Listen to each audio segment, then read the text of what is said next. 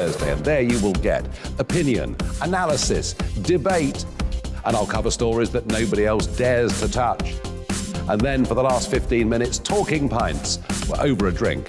We have a civilised conversation with someone. We very often disagree, but we do it in a grown-up way. Come and join me on Farage.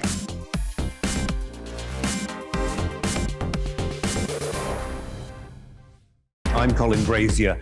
I've reported from more than 70 countries around the world, covered wars from Afghanistan to Iraq, from Lebanon to the Balkans. I'm trying to bring that experience, that feel for events, to the studio.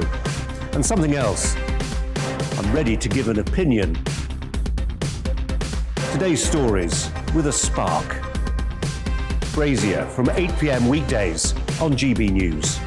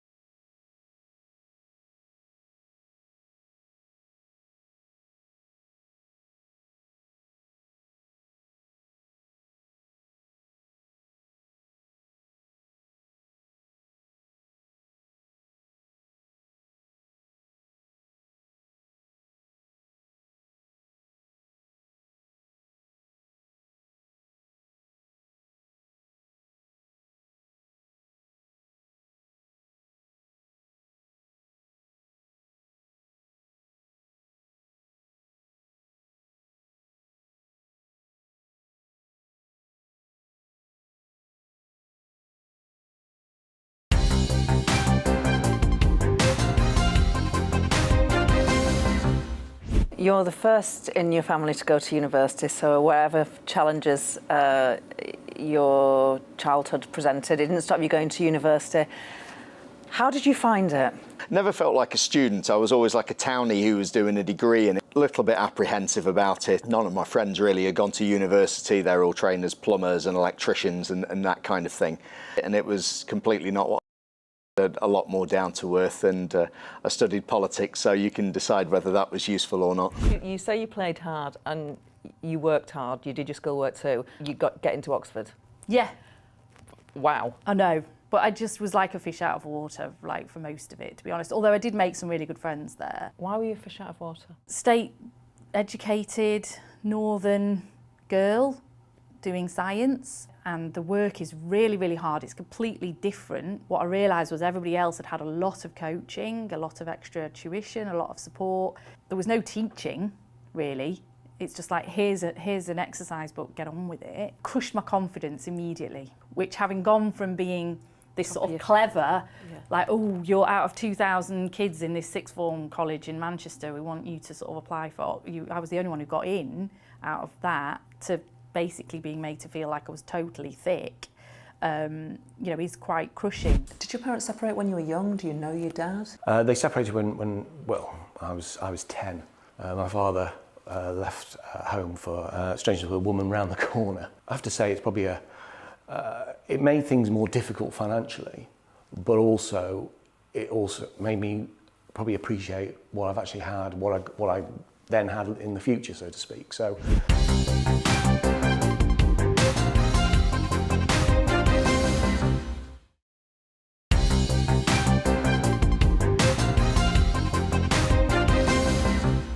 When you get abuse on Twitter or wherever, does it ever make you stop and think, am I right? Because this is quite a barrage. Yeah, I mean, I think I'm one of these people who occasionally likes to stick my neck out with things.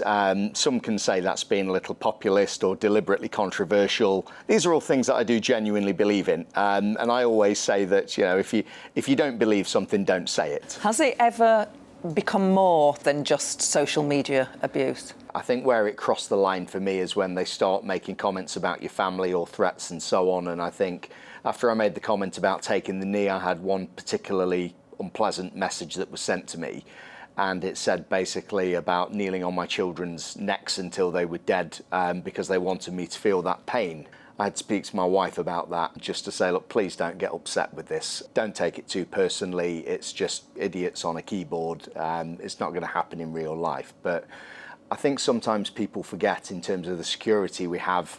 My house, you know, it's been fitted with panic alarms and new locks and everything. And in my case, it was just a threat. The police dealt with it. They were great and so on. But it just does make you worry in future that something actually bad could happen. You described Facebook as a morality-free zone. I was being unkind to them that day, I think. Yeah. Facebook is a bit of a cult, let's be honest about it. I mean, it just appears to have a different agenda, in fact, than the other social media companies. And they have a huge impact on society, so therefore, they do need to engage properly with political process. I would like to see them take the approach that I do think some of the other ones are taking. We don't want to see society crumble. So therefore, what we need to do is we need to work to ensure that our platforms are still free, but at the same time, they still have at least an understanding of the social harms that can happen and proper processes in place in order to combat those. Facebook needs to come a long way towards that, and they're not doing it yet. Lucy, would you like to lead your party one day? I don't think I would. No, not really. I think the cost on one's actual life would just be far, far, far too great, to be honest. As women, we do weigh up those costs a lot more. The cost to our family, the cost to our lives. I think as women, we do generally, we wear that responsibility is weighted on us a lot more. Well, the Tory women seem to. I mean, come on, because they've done better. They've done better, considerably better than the Labour Party. I know, but to be fair, there is a. I'm not being disparaging about it, but there is a sort of a different sort of culture with maybe people who are a bit posher about boarding schools and nannies and things like that. It's not quite the same as, you know, trying to pair up the socks and deal with the homework.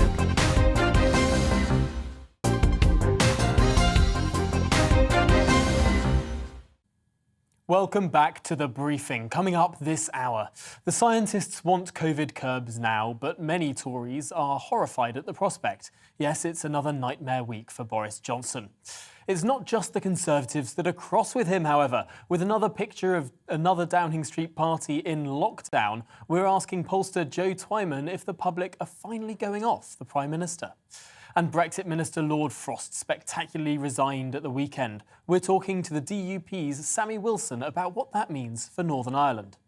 And give me your political briefing. Send in your views and opinions by emailing gbviews@gbnews.uk. Or remember to tweet me @gbnews. Well, he's just got the job he always wanted. He's had it for over 2 years. But lately, Boris Johnson is looking pretty glum. No wonder. He lost a by-election he himself caused. He suffered a 100-strong rebellion on Plan B, lost the second most popular member of his cabinet amongst Conservatives, has nosedived in the polls following reports of multiple lockdown parties, is caught between the scientists and his backbenchers over COVID policy, and he starts the week with a picture published showing a further lockdown gathering, again with cheese and wine, this time from May 2020, splashed across The Guardian this morning. Oh dear. Well, to discuss this all and the political situation it involves, I'm joined by Tony Diver, the political correspondent at The Telegraph. Welcome to the programme, Tony. I suppose the first question to ask is, how deep is Boris Johnson in trouble? We're hearing reports of letters potentially going in to the 1922 committee chairman. Is there a realistic prospect that Boris Johnson may not be Prime Minister this time next year? Well, yes, you're right. I mean, there are Tory MPs who are talking about sending in their letters to Sir Graham Brady, and we know that if that gets to 55 letters, if 55 Tory MPs say that Boris Johnson should go, then it triggers a Tory leadership contest.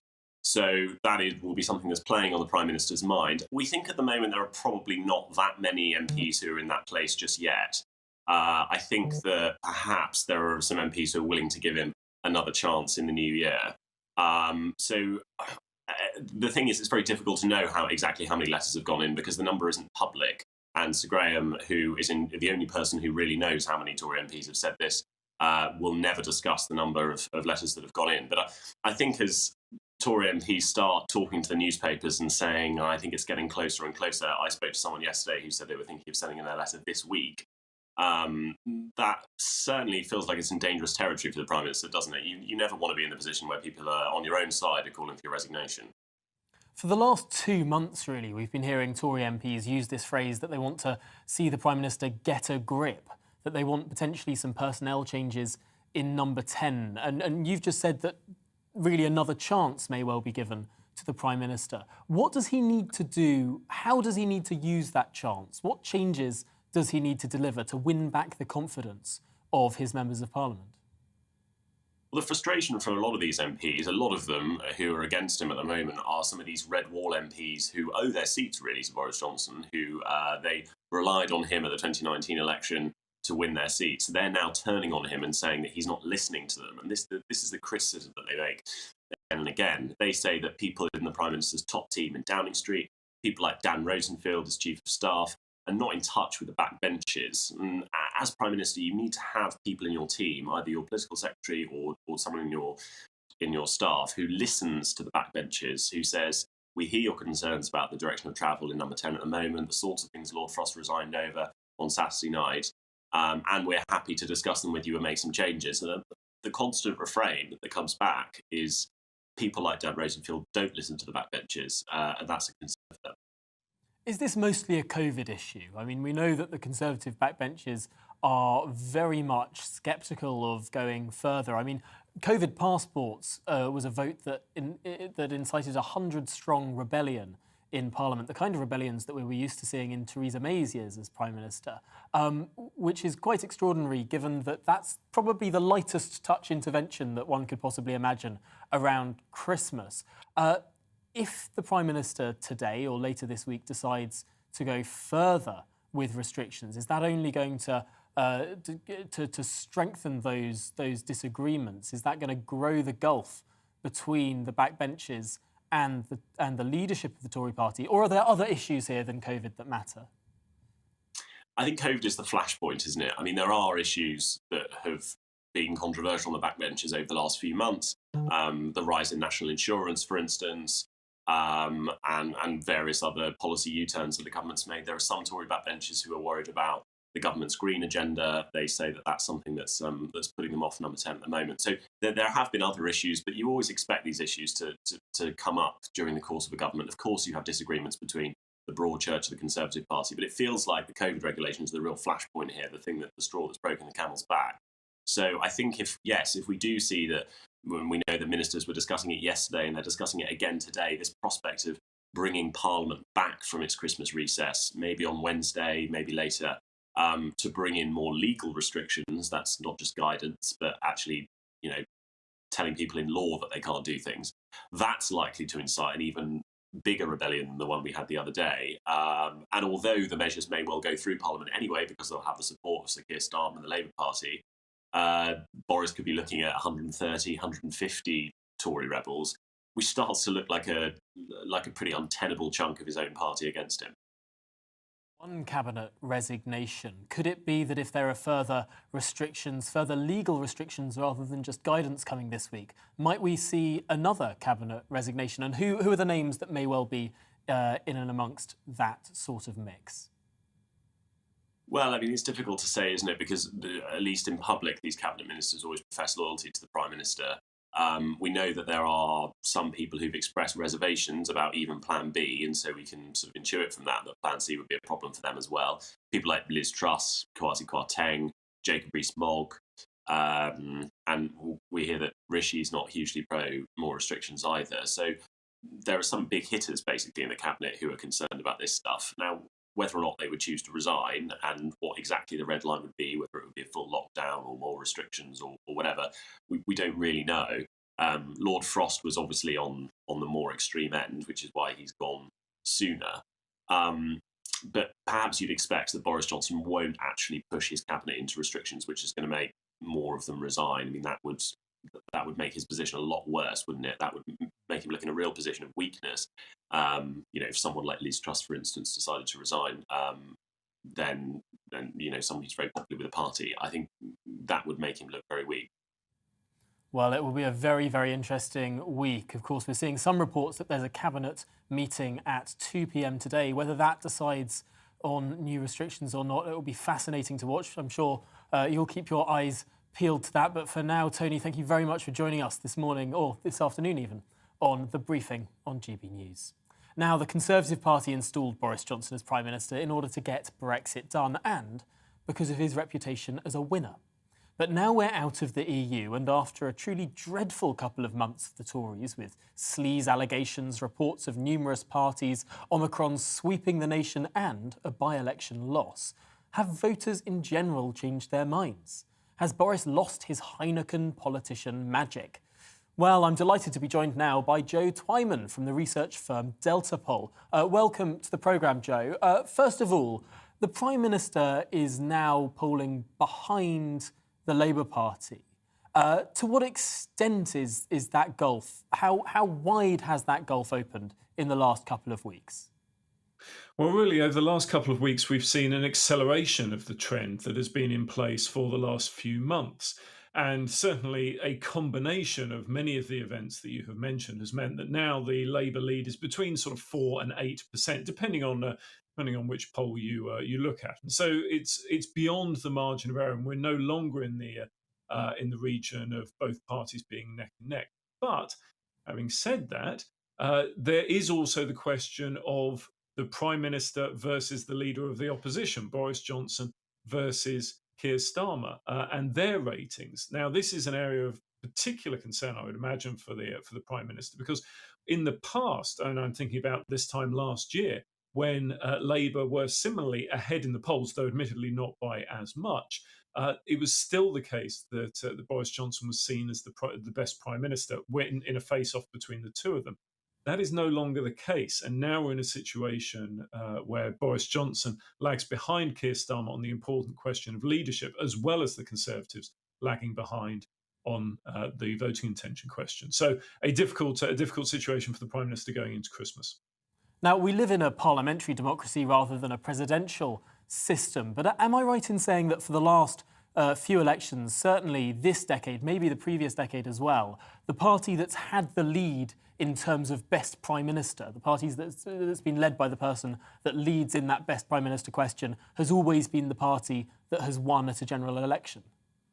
It's never been the case in Britain that a party has come from behind on management of the economy and the question of best Prime Minister to win the most seats at a general election. That's never happened. It's obviously in some cases closer than others, but certainly that is the way things have been going. Now, the Conservatives do still lead on the economy, but they don't lead on best Prime Minister, and so it would be interesting to see if there were a general election tomorrow, what the outcome would be. But of course, it's perhaps worth remembering that the Conservatives still hold a large majority, and there are potentially years until an election needs to be held. But certainly at the moment, the situation is a difficult one. It's interesting. We normally sort of expect a governing party to be behind in the polls 2 years into their administration. We're well and truly mid-term now. It's been just over 2 years since that December general election in 2019. Are we potentially reading too much into this fall in the polls, this fall in the Tory situation? Potentially, ordinarily, this would have happened much sooner into a government in recent history. That's sort of what we might have expected in normal times. Are we reading too much into this? Well, we don't really know because nobody knows where things will go within the next few months and the next few years. It is true that between, for instance, 1989 and 1997, the Conservative government didn't win a single by-election through that entire time. And in the period of many administrations, we've seen the governing party fall behind mid-term. But these are far from usual circumstances. And the fact that over the last 2 years, nearly now, the entire political debate has been largely dominated by discussions around COVID and the pandemic means you can't compare this time to any other period in recent history or even post-war history. And so, where do we go from here? Well, a lot will depend on the coronavirus pandemic. For the past nearly 2 years, the government's popularity in the polls has corresponded very closely with how the public has perceived their performance in dealing with the pandemic. Now, a couple of months ago, we started to see that correlation begin to dissolve a little as people started to think about other things, the economy, taxation, education, etc., etc. But with the emergence of the Omicron variant, we're right back to where we were in so many ways. So we have that going on, but at the same time, we have the cumulative effect of all of these different events, be it the Downing Street renovations or Owen Paterson's scandal, or indeed the various parties that did or did not take place over the lockdown period. All of those could form a negative narrative in the minds of voters who start to think that the government doesn't play by its own rules, doesn't play fair, and crucially, cannot be trusted. Now, if that narrative gains enough momentum with enough people, it could place the Conservatives in a very, very difficult position going into, for instance, the May local elections next year. And if we see the Lib Dems as resurgent in North Shropshire as they could be in the local elections, that could in turn spell great difficulties for Boris Johnson.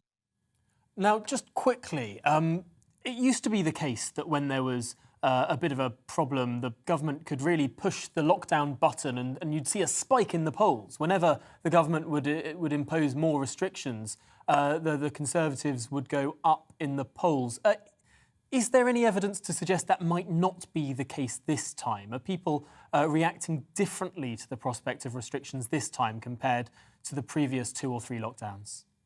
Well, so far, the overwhelming majority of the public is in support of Plan B, despite what some of the backbench Conservative MPs may indeed want or say. And so we have figures of around 75% across the polling community showing support for Plan B. But it may well be the case that is not enough to save the Conservatives in this particular instance because of everything else that is going on. And certainly, if new rules are introduced, but the perception is that the government are not sticking to those rules themselves, then that could raise a lot of difficulty. And of course, these kind of lockdowns, or at least the potential use of these lockdowns, is such an important tool for the government in dealing with coronavirus. And so it will certainly want to have the option to use them. But the question remains, will the public go along with it? And I doubt even if they do, it will save them in the way that it has done previously. Yeah, they benefited hugely from the vaccine rollout, but we'll see. Big questions over those policies, and clearly a lot of cut-through on those stories of parties. Well, for now, Joe Twyman, thank you very much for joining us this afternoon on The Briefing for that fascinating discussion. Now, on Saturday night, Brexit Minister Lord Frost resigned. Foreign Secretary Liz Truss will now take over The Brief. I'll be talking to the DUP's Sammy Wilson about what that means next. But first, let's take a little look at the weather. It's time to remind ourselves there's always another winter. Canary Islands sponsors the weather. Hello again. It's simply more of the same for many of us today. Cloudy again across large parts of the country. Something a little brighter in the east as the cloud lifts, and somewhat breezy in the southwest on the edge of this area of high pressure where the isobars are a little closer together. Now, this cold front, barely noticeable on the map there, will introduce some slightly drier air and higher cloud bases, I think, through the afternoon across parts of eastern Scotland into eastern England. And that will, although keeping things cloudy, turn things a little brighter into the afternoon, whilst low cloud sits further west, covering the hills, bringing a few spots of drizzle. There will be some broken cloud, West Wales, western parts of England, western Scotland. Some sunshine coming through here. A breezy afternoon to come in the far southwest. I'm feeling a little on the cold side, but temperatures not far from average for the time of year. Into the evening and overnight, as that higher cloud drifts west, there will be some breaks developing, especially in the west and through central parts. And where that happens, we'll see a touch of frost, temperatures dipping 0 to -2 Celsius. Otherwise, low single figures to start things off on Tuesday. Again, a lot of cloud covering the map, but I think a better chance through the day of some cloud breaks, especially for parts of Wales into central, western England, and where we see some cloud breaks, some decent sunny spells emerging. So for a lucky few, a sunny day, but for many, another cloudy day and a bit colder again, temperatures of 4 to 6 Celsius and still rather breezy towards the far southwest. Outbreaks of rain or drizzle affecting the far north and northwest of Scotland, staying fairly damp here through Tuesday. But for the vast majority of the UK, it is a dry day, albeit rather cloudy. That's set to change on Wednesday. Areas of rain move north across the country, turning to snow over northern hills later. Canary Islands sponsors the weather. I'm Darren McCaffrey and join me on The Briefing Monday to Thursday at 3 p.m. You'll get your afternoon fix of all the latest political stories, debate and analysis, as well as interviews with some of the biggest names in UK politics. It's a problem that affects the whole world, Darren. From Westminster to Cardiff, Edinburgh and Belfast, if it's happening in UK politics, we've got it covered. That's The Briefing with me, Darren McCaffrey, Monday to Thursday, 3 p.m. on GB News. You're watching GB News live across the UK and the world on our digital stream. GB News is Britain's news channel. We are the UK's home of discussion and debate from all perspectives. We are here for you. Don't forget to join our YouTube community by clicking on that subscribe button. And if you want the GB News app, you can click and catch up on programmes anytime. We love to hear from you, so email us. gbviews@gbnews.uk. Thanks for being part of the GB News family. My name is Andrew Doyle. Join me every Sunday evening at 7 p.m. for Free Speech Nation. This is a show where we address current affairs and news stories of the week with the help of two wonderful comedian panellists. I brought in comics because I want to give it a lighter edge, and also they work for less. See you there.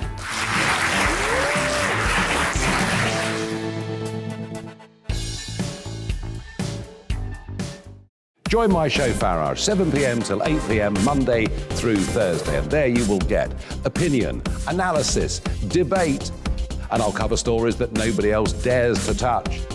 And then for the last 15 minutes, talking pints. Well, over a drink, we have a civilised conversation with someone.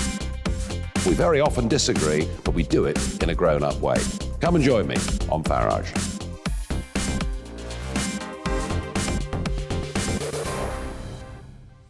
I'm Colin Brazier. I've reported from more than 70 countries around the world, covered wars from Afghanistan to Iraq, from Lebanon to the Balkans. I'm trying to bring that experience, that feel for events, to the studio. And something else, I'm ready to give an opinion. Today's stories with a spark. Brazier from 8 p.m. weekdays on GB News. Join us for Political Correction. We're here every Sunday to correct politics and put you, the people, back in charge. We talk about all areas of the United Kingdom, including Northern Ireland. Our debate goes way beyond the Westminster Village. It's about the real country. It's about your opinion. So please, we want you to tell us what you think. This is Political Correction. Every Sunday morning from 10 a.m. here on GB News.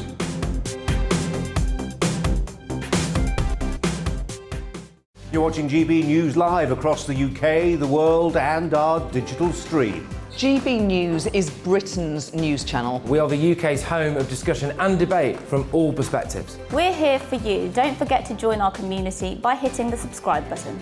And download the GB News app so you can click and catch up on programmes anytime. We love to hear from you. Email us at gbviews@gbnews.uk. Thanks for being part of the GB News family.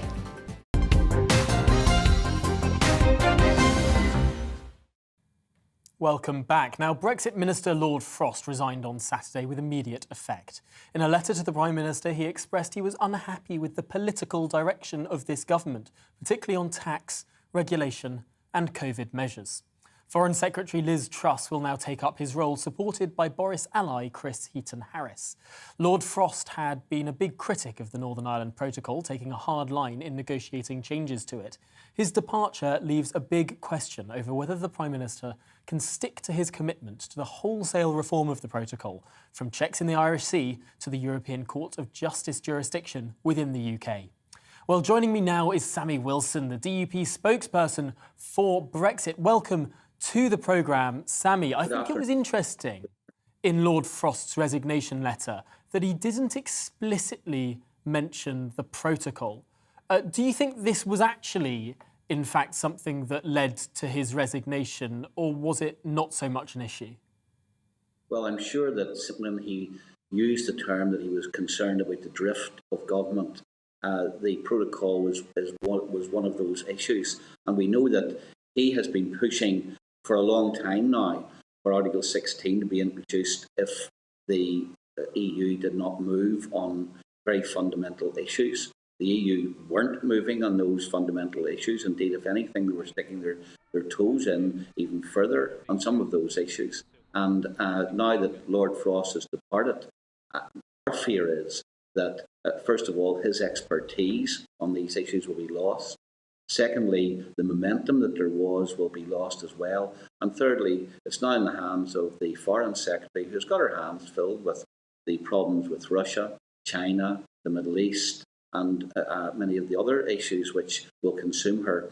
And now, of course, it's being dealt with by the Foreign Office. There has always been within the Foreign Office this bias towards not upsetting the EU too much. And I have no doubt that that will also be feeding into how the Foreign Secretary approaches this issue. So all in all, I think that the unresolved Brexit issues are more likely to stay unresolved or be resolved in favour of the EU. Now, we had seen some reports that there was pressure on Lord Frost in recent weeks to drop some of his demands, particularly over European Court of Justice jurisdiction within Northern Ireland, that there was pressure from the civil service of the UK, maybe even from Number 10, to reach some sort of agreement with the European Union, to be less hard line. Is that your interpretation, and do you think it is now more likely that the UK will be less hard line on this negotiation? Well, I mean, first of all, I would probably raise some issues about the term hard line, but I think that you're right. I mean, all Lord Frost was saying is that we wanted to have our independence when we left the EU, and yet we are left with this residue of the European Court of Justice being able to make determinations about a part of the United Kingdom. And don't forget, the European Court of Justice would not only have had a say on policies in Northern Ireland, they would have had a say on policies which emanated from central government in London, but which could impact on trade with Northern Ireland. So, for example, subsidy policies, etc. The EU would still have its foot in the door for a lot of the fiscal issues and support issues which the UK government could introduce, even to firms in England who were trading in Northern Ireland. So, I don't think it was a hard line stance that he was taking. I think it was a purely Brexit stance that he was taking. And if anyone is going soft, it would seem that it's Number 10 that's going soft on these issues which they said at the time of the referendum were fundamental. Now, just talk us through some of the timeline here. When are we expecting this to be resolved? When is the next deadline in this process? Well, the deadline was supposed to be in the new year. That's what we were told. If there was no substantial movement in the new year, then the government would be looking at introducing independently measures under Article 16 which could resolve some of those issues. And I suppose that will be the first deadline we'll be looking at. The second thing, of course, was that the UK government was to be in a position where it introduced similar controls for goods coming from the EU into the UK, and especially from the Irish Republic. They have pushed that off until June now, which of course removed some leverage, because of course if there was pain we felt on the EU side, that may have encouraged them to come to some accommodation. on the trade between GB and Northern Ireland. So June would be another deadline, I suppose, when those restrictions were supposed to be introduced for EU to UK trade. But, you know, I suppose from a Northern Ireland point of view, we've got Assembly elections in May. There is considerable disquiet in Northern Ireland amongst businesses and individuals as to the disruption in trade, the impact on the economy. It's reckoned that it's cost the Northern Ireland economy already about £850 million just on EU restrictions of trade between GB and Northern Ireland. We can't sustain that. And we have got a choice to make in our own party as to whether or not we continue to cooperate on through the Northern Ireland Assembly on issues which we are unhappy about and which are damaging our economy. And I mean, Jeffrey Donaldson's already made it clear that there are political decisions for us to make as to whether or not we aid and abet the sustaining of the damaging protocol. No, that is really, really interesting, fascinating, because, of course, it appears that the protocol has lost the consent of one community in Northern Ireland, communities it was supposed to, of course, bring together. Really, really interesting. Well, we'll be following this story in the run-up to those elections. But for now, Sammy Wilson, thank you very much for joining us this afternoon on The Briefing. Now, Omicron is surging across the country, and nowhere more so in the capital, where Mayor Sadiq Khan has declared a major incident. We'll have more on what that means after the news.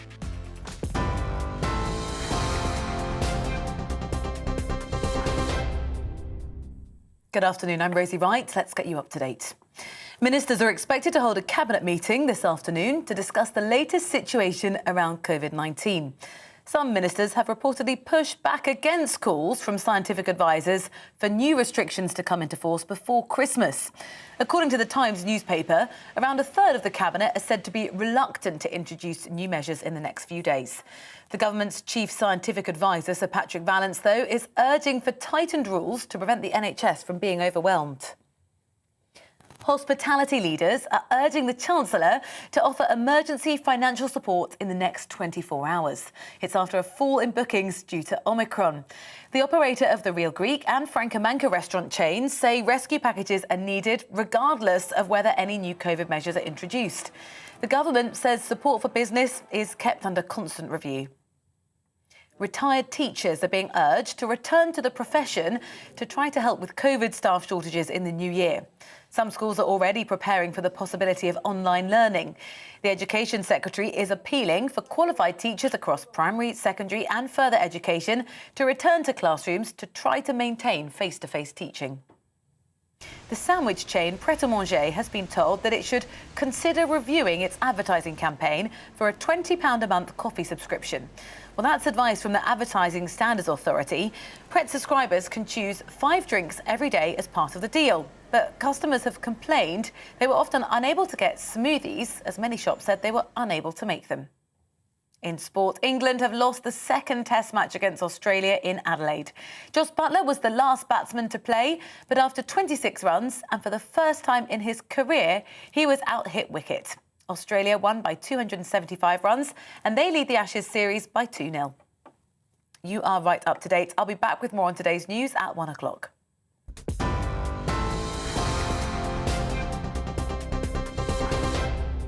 You're watching GB News live across the UK and the world on our digital stream. GB News is Britain's news channel. We are the UK's home of discussion and debate from all perspectives. We are here for you. Don't forget to join our YouTube community by clicking on that subscribe button. And if you want the GB News app, you can click and catch up on programmes anytime. We love to hear from you, so email us. gbviews@gbnews.uk. Thanks for being part of the GB News family. My name is Andrew Doyle. Join me every Sunday evening at 7 p.m. for Free Speech Nation. This is a show where we address current affairs and news stories of the week with the help of 2 wonderful comedian panellists. I brought in comics because I want to give it a lighter edge, and also they work for less. See you there.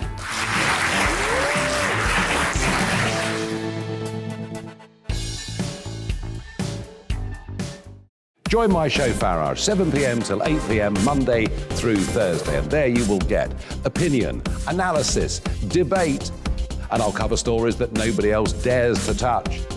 And then for the last 15 minutes, talking pints. Well, over a drink, we have a civilised conversation with someone. We very often disagree, but we do it in a grown-up way. Come and join me on Farage.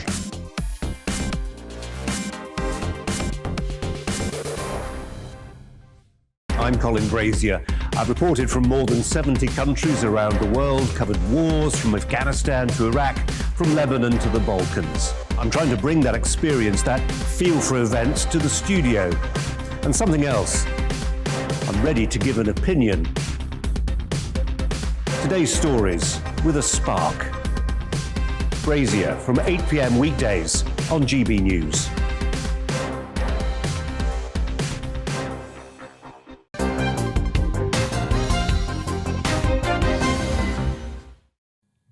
Welcome back to The Briefing with me, Tom Harwood. Now, London's Mayor Sadiq Khan has declared a major incident in the city. Currently, the capital is the epicentre of the Omicron outbreak in the UK. As hospital admissions and health workers' absences rise, declaring a major incident will help ease the pressure on London's hospitals, or at least that is Sadiq Khan's contention. Well, joining me now is Emma Best, Conservative member of the London Assembly and Deputy Chair of the London Assembly's Health Committee. Welcome to the programme, Emma. First of all, what does declaring this sort of incident actually mean in practice? So in practice, good afternoon, by the way, Tom, and declaring this emergency brings together a strategic coordinating group, and that includes a government representative to help work on this and bring all frontline responders together, local councils, and make sure there's a big step up in the kind of strategic working around London. And it's clear to see a particular issue in London here. We've had, an over almost a third rise in hospital admissions in the last week, with 30,000 cases in 24 hours over the weekend. And the big issue as well is a lot of that illness is being hit on frontline workers. So actually, across the NHS, fire service, that's where we're seeing a lot of the cases hit, which is really having an impact. So am I right in saying then that the London Conservatives are backing Sadiq Khan in this declaration? I think, he's at the forefront of the information and has those figures. I think it's not something to play politics with when someone declares a major incident in London like this. So, yeah, absolutely. I think looking from what I can see on the figures, bringing people together at this point to make sure we can work together. The biggest issue in London, one of our biggest issues is our low vaccine uptake. We've got the 10 top worst boroughs for vaccine uptake in the country are all in London. So actually, we've got a much weaker vaccine shield, and that's one of our issues here as well. So, anything we can do to try and push for more boosters, and that's what we've seen, over the weekend, is there has been a massive uptake in vaccination, is really needed. So that's not something we're going to play politics with the mayor on, the actual trying to bring strategic partners together to try and alleviate strict pressure from our hospitals, and also on that push to get people to take vaccination up, because that is where we have really struggled in London in comparison to the rest of the country.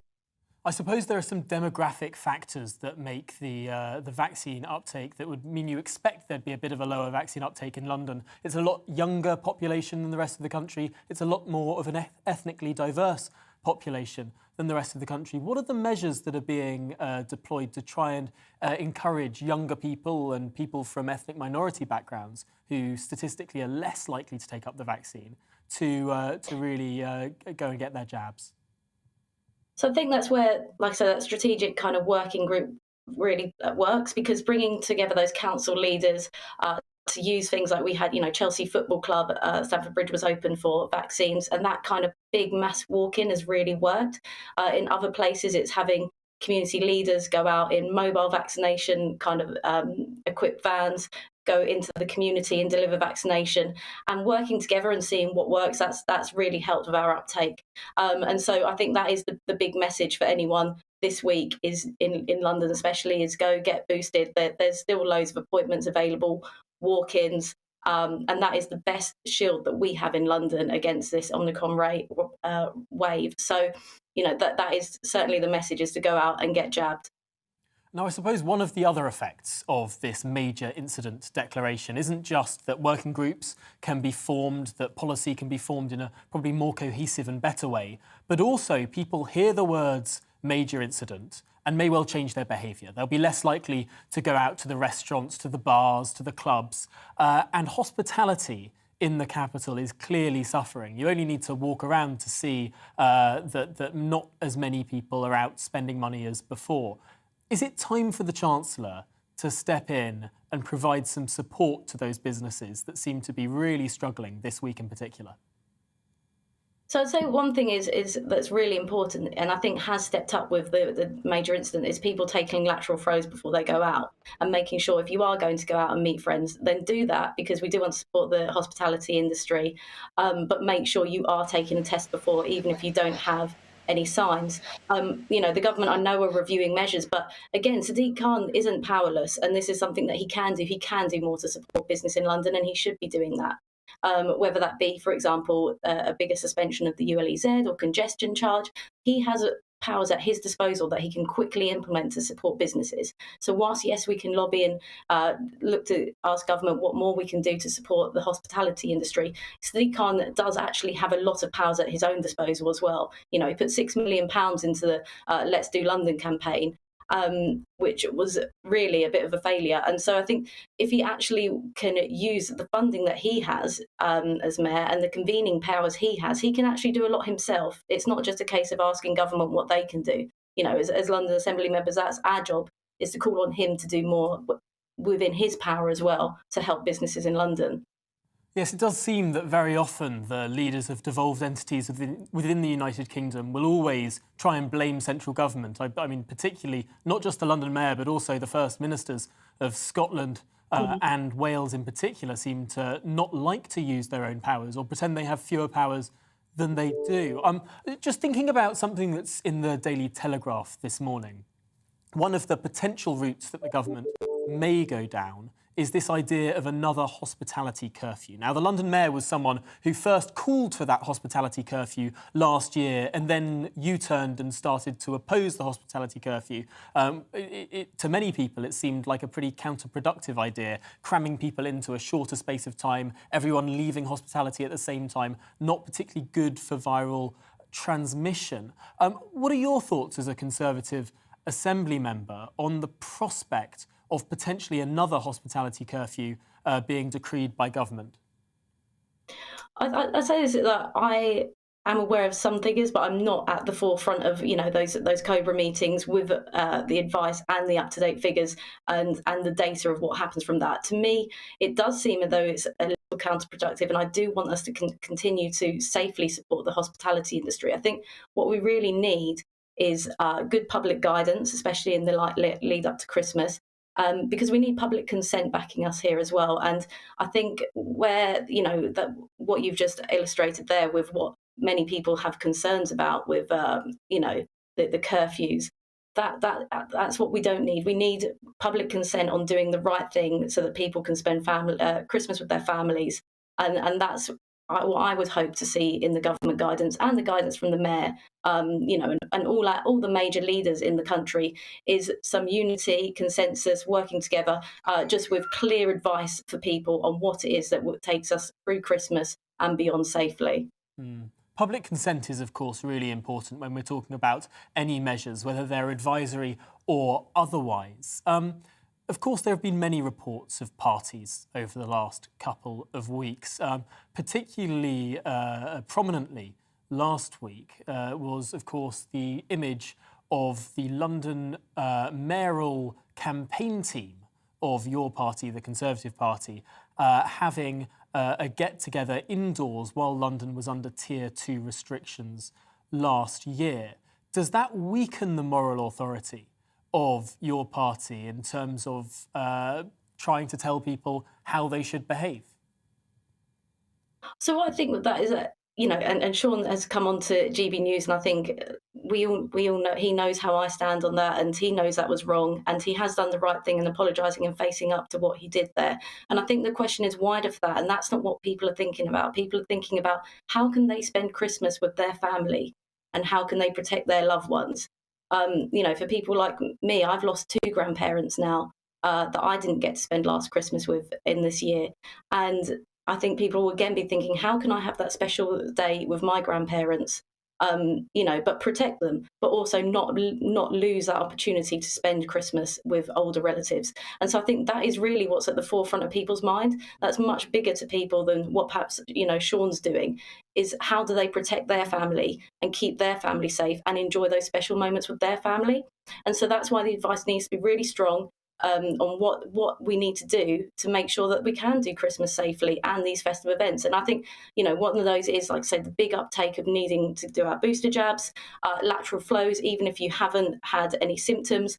And that's not just, you know, before Christmas Day. I mean, think if anyone's going out shopping this week, so the big centres like Westfield in London, you know, think about others and their families, do a lateral flow before you go out and do shopping there. And I think that's what we need to be thinking about, and having that strong messaging on how we protect ourselves and protect our families. And I think that is much more important to people at the moment, is looking forward to how they can have that special time with their families. Well, Emma Best, thank you very much for joining us on the briefing this afternoon. Really interesting conversation there in terms of not only what people can do, but also what potentially the Mayor of London could do more. Emma Best there, Conservative member of the London Assembly and Deputy Chair of the Health Committee of that Assembly. Now, a month ago, the government announced its new rail plan for the North and the Midlands. We were told that the integrated rail plan meant plans to run HS2 trains up to Leeds would now mostly rely on existing lines, and the old HS2 eastern leg was to be scrapped entirely. But it seems now that the government is keeping all options on the table, while those living on the old route are left in limbo. Well, to explain all of this complicated situation, I'm delighted to be joined by our Yorkshire and Humber reporter, Kevin Larkin, who's at the Shimmer housing estate in Mexborough, near Doncaster, to explain all of this for us. Welcome to the programme, Kevin. First of all, has this route been scrapped, as we were told, or hasn't it? What's the situation? Well, Tom, you've asked me a very simple question, and it's a question with a complicated answer. So last month, as you say, the government unveiled its integrated rail plan for the North and Midlands, looking at normal rail, Northern Powerhouse Rail, HS2, and the understanding from most of us at the time was that the HS2 Eastern route had been scrapped between Birmingham and Leeds and would be replaced with an alternative that would see trains going on mostly existing track. Now, of course, that led to the fury of Northern mayors like Tracy Brabin, Andy Burnham, Dan Jarvis, and also business leaders as well, expressing a lot of concern, although there were many communities like this one here in Mexborough who were very pleased to hear that the route was gone. However, it seems the reality is more murky, because one of the things the government did announce last month was that it would have a review of how it could bring HS2 trains into Leeds. Now, the government has said, the Department for Transport has told us, this is why they can't lift the safeguarding, as they call it, which essentially reserves the route and the properties along the route for HS2 and essentially blights them. They say they can't lift that blight until they've looked at this review. Now, that would suggest, commonsensically, that this route must still be in the mix somehow if the government's looking at that. But the honest answer is, Tom, at the moment, we just don't know, and many communities here are in limbo. Question with a very complicated answer indeed. Can you tell us about the situation at that particular housing estate that you're at there in Mexborough? What are their thoughts on this whole situation? Well, yes, this is the Shimmer estate in Mexborough, and it was just being built back in 2016 when it was announced that the route would come through here. Now, I was here on that day. I remember seeing people crying in the street, neighbours hugging each other. At the time, these were and are very well-built, desirable homes. A lot of aspirational young families moving in here. Obviously, as they're new builds, they'd spent time customising their properties to get them just as they wanted, and then sort of had, in many cases, their dream home effectively snatched away from them. Now, I spoke to one woman who has moved in since HS2 have taken over. HS2 have bought most of these houses and are now renting them out. And even those who live here now say they're a bit confused because they don't know what's happening, because their understanding is that the route has been ditched. So they're saying, well, does that mean HS2 are going to sell these houses off, and what's going to happen to them? So the people living here are also in limbo as well. What will happen eventually is, if this route is scrapped, is that the government will sell these properties off subject to something called the Critchell Down rules, which essentially means the owners previously get first dibs whether they want to pay market value and come back. Now, I have to say, Tom, having spoken to many of those owners over the years, many of them would very much not like to do that. They had a lot of hassle and stress moving out. So the idea of coming back here is something that's a very bitter idea for them. No, undoubtedly. But we've seen issues around the shifting of this route before. What have you found out about the concrete plans? Or indeed steel plans. I don't know what metaphor that we have to use when we're talking about train tracks, but about the concrete plans about where this route is actually going to go. Yes, so as you say, this route has shifted before. So between 2013 and 2016, the route of HS2 through South Yorkshire was going to go past the Meadowhall shopping centre near Sheffield. And then, as I say, in July 2016, it was moved here. In that period between 2013 and 2016, the government and HS2 did buy properties along that Meadowhall route.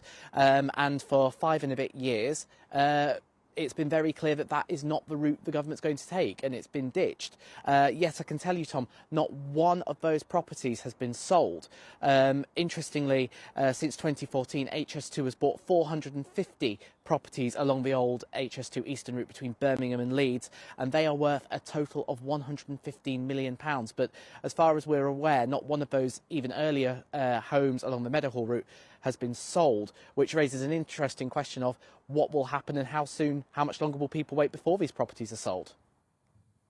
Well, Kevin, thank you so much for bringing us that story. Clearly so important to the people that live in the area, and of course, no doubt, will be one that runs on a little bit further yet. I'm afraid that's all we've got time for in that interview and indeed the programme. So thank you to those of you who've been getting in touch this lunchtime. First of all, Adrian says, I think Boris is still popular in this country. Who would replace him? There's no one suitable. Mark, on the other hand, says the level of hypocrisy that has been prevalent within Downing Street when the nation adhered to the rules of lockdown has hit every individual in different ways. From not seeing family members, not being present when relatives were dying. This is too much now, and if the Conservatives want to win the next general election, Boris needs to go. Well, thank you everyone else who's been emailing in. I'm afraid we can't read all of them, but I'm sure that we will do tomorrow. You can tune in again to The Briefing with me, 9 a.m. and midday tomorrow as well. You've been watching The Briefing with me, Tom Harwood. Next up, it's On the Money with Liam Halligan. But for now, I'll leave you with the weather. It's time to remind ourselves there's always another winter. Canary Islands sponsors the weather. Hello again. It's simply more of the same for many of us today. Cloudy again across large parts of the country. Something a little brighter in the east as the cloud lifts, and somewhat breezy in the southwest on the edge of this area of high pressure where the isobars are a little closer together. Now, this cold front, barely noticeable on the map there, will introduce some slightly drier air and higher cloud bases, I think, through the afternoon across parts of eastern Scotland into eastern England. And that will, although keeping things cloudy, turn things a little brighter into the afternoon, whilst low cloud sits further west, covering the hills, bringing a few spots of drizzle. There will be some broken cloud, West Wales, western parts of England, western Scotland. Some sunshine coming through here. A breezy afternoon to come in the far southwest. I'm feeling a little on the cold side, but temperatures not far from average for the time of year. Into the evening and overnight, as that higher cloud drifts west, there will be some breaks developing, especially in the west and through central parts. And where that happens, we'll see a touch of frost, temperatures dipping 0 to -2 Celsius. Otherwise, low single figures to start things off on Tuesday. Again, a lot of cloud covering the map, but I think a better chance through the day of some cloud breaks, especially for parts of Wales into central western England, and where we see some cloud breaks, some decent sunny spells emerging. So for a lucky few, a sunny day, but for many, another cloudy day, and a bit colder again, temperatures of 4 to 6 Celsius. and still rather breezy towards the far southwest. Outbreaks of rain or drizzle affecting the far north and northwest of Scotland, staying fairly damp here through Tuesday. But for the vast majority of the UK, it is a dry day, albeit rather cloudy. That's set to change on Wednesday. Areas of rain move north across the country, turning to snow over northern hills later. Canary Islands sponsors the weather.